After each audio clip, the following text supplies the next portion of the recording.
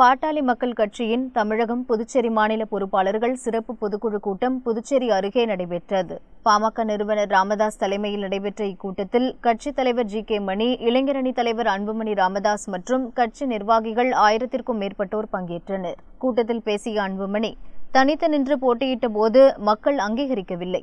6% வாக்குகள் மட்டுமே கிடைத்தது. 8 ஆண்டுகள் பார்த்துவிட்டுதான் கூட்டணி வைத்துள்ளோம். இக்கூட்டணி உள்ளாட்சி தேர்தலிலும் தொடரும் என்றார். கலைஞரை எதிர்த்தோம், ஜெயலலிதா அம்மையாரை எதிர்த்தோம், தனியாக போட்டியிட்டோம், மக்களை சந்தித்தோம்.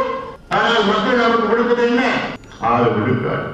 தமிழ்நாட்டின் உரிமைகளுக்காக, தமிழ்நாட்டின் உரிமைகளை மீட்டெடுப்பதற்காக இந்த முடிவை நாம் எடுத்திருக்கின்றோம். கட்சி நிறுவனர் ராமதாஸ் பேசுகையில், அதிமுக பாமக கூட்டணி இயற்கையான கூட்டணி. எந்த காலத்திலும் பாமக தனது கொள்கையை விட்டுக் கொடுக்காது.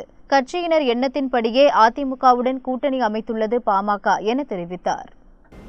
இந்த கூட்டணி ஆங்கிலத்தில் சொல்ல வேண்டும் என்று சொன்னால் நேச்சுரல் அலையன்ஸ், இயற்கையான ஒரு